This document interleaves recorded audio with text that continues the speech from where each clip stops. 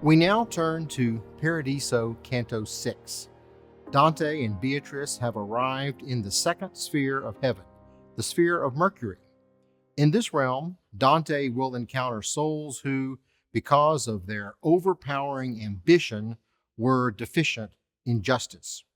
Remember, the first three spheres of heaven, Moon, Mercury, and Venus, are all prior to the sun, and thus their orbit is still within what Dante calls the shadow of the earth. Hell and purgatory are organized around the vices, and paradise is organized around the virtues. But for the souls in the first three spheres, it is a deficiency in a particular virtue which characterizes their lives. And here in Mercury, we encounter the ambitious, those who sought earthly fame and glory, often at the expense of justice. Canto 6 is unique in that it's the only canto in the Divine Comedy that is one long, uninterrupted speech.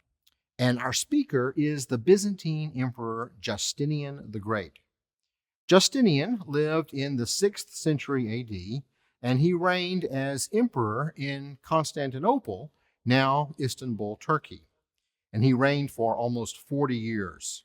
He's recognized as a saint in the Eastern Orthodox traditions, and he was responsible for the building of Hagia Sophia, perhaps the most important church in all of Christendom for 1,000 years. Justinian is best known for the development of the Justinian Code, the codification and reorganization of Roman law. In the words of Dante, Justinian, quote, pruned the law of all rank and useless things. It's about line 12. Sometimes it's easy to get confused about these things, but it's important to remember that the Byzantine Empire is just the Eastern Roman Empire. And while the Roman Empire in the West fell in the 5th century AD, the Eastern or Byzantine Empire still exists in Dante's time, and it will last for another 100 years after Dante dies. It will finally fall in 1453 to the Ottoman Turks. And it is the nature, the character, and existence of the Roman Empire and its relation to Italian city-states like Florence and their feuding political parties that is the principal subject of Justinian's long speech to Dante in Canto 6. Many readers have observed that the 6th and 7th canto in each canticle of the Divine Comedy addresses political themes and the need for justice, one of the great themes of the comedy as a whole. And the scope of political action in the corresponding cantos expands both in breadth and in significance.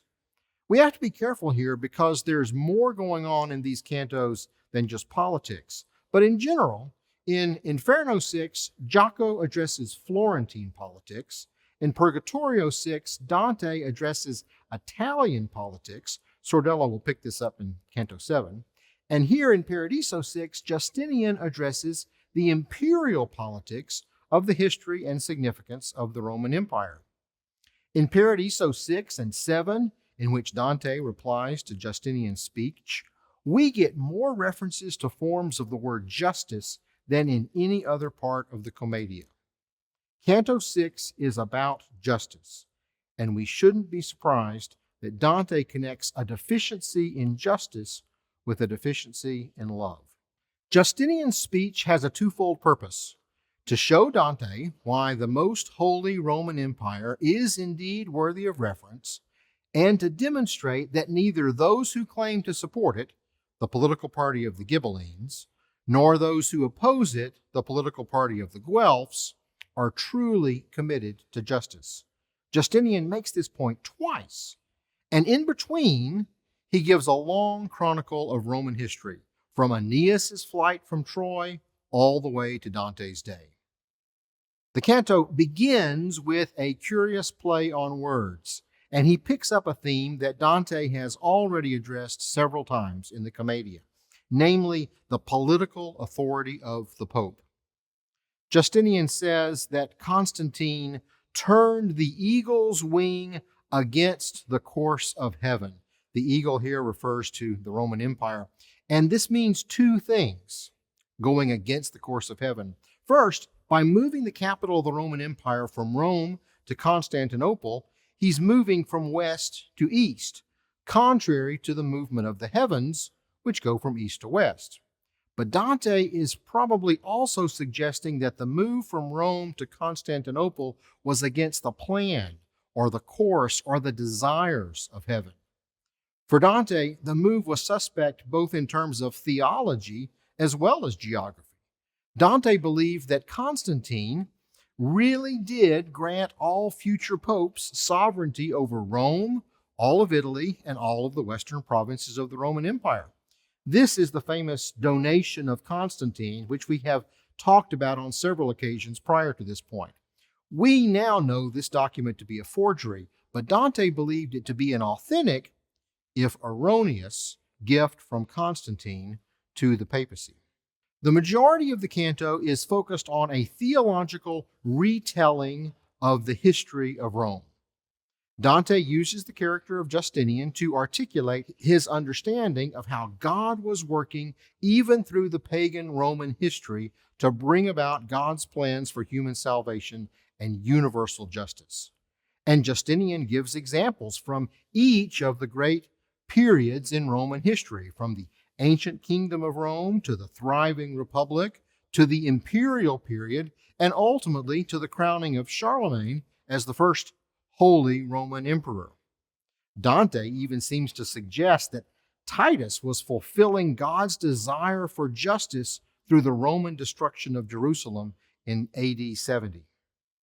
The Charlemagne example allows Dante to return to his principal subject, the conflict between the Guelphs and the Ghibellines.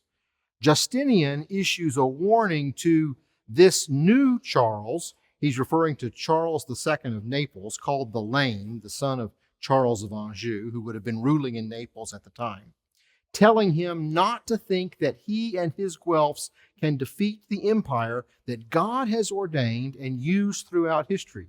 In Justinian's words, the talons of the Roman eagle have stripped the very mane from greater lions than he. It's about line 107 and 108. For Dante, all of this will point to the fact that neither the Guelphs, who support the papacy against the empire, nor the Ghibellines, who support the empire, are truly interested in justice.